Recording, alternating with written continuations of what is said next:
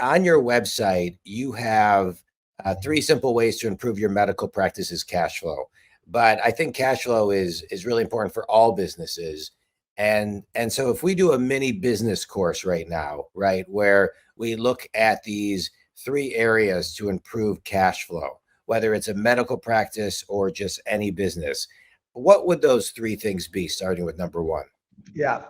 Look, I think if you take a look at it, is 3 items you need to really focus on. One is the easiest way to fix cash flow is obviously you focus on top line growth, right? Revenue growth. I mean, clearly, if you've got a healthy margin, right, and you have a good revenue growth, regardless of how much inefficiencies you have in your cash turn or your receivable or your expenses, you should be able to manage that. So I think driving the organizational growth is very important.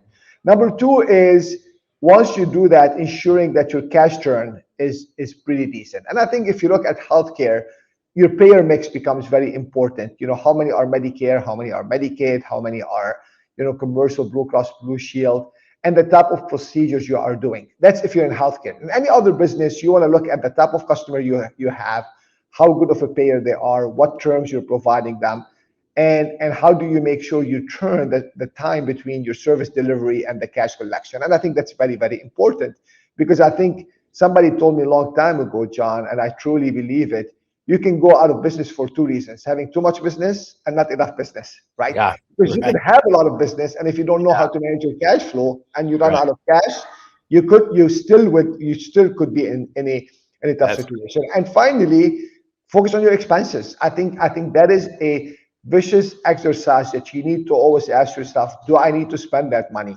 Do I need that type of a technology? Do I need that type of staff? How productive are they? Could I automate? Where is my biggest cost construct? Is it people? Is it technology? Is it real estate?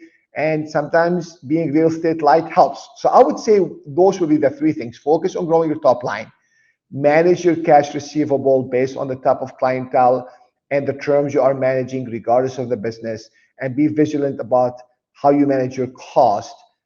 So you're always keeping an eye on that bottom line.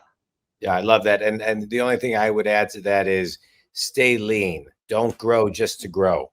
Don't grow just to grow, because when you're talking about, you have so much business that you actually can go out of business, but you got to grow smart. You got to hire the right people, only hire great, don't compromise, don't keep toxic people, and delegate, be really smart, and map out that org chart, right? That 1, 2, 3 year org chart on how you're going to grow your business, and focus on where you need to spend your time, which are leading money-making activities. All right, I love that.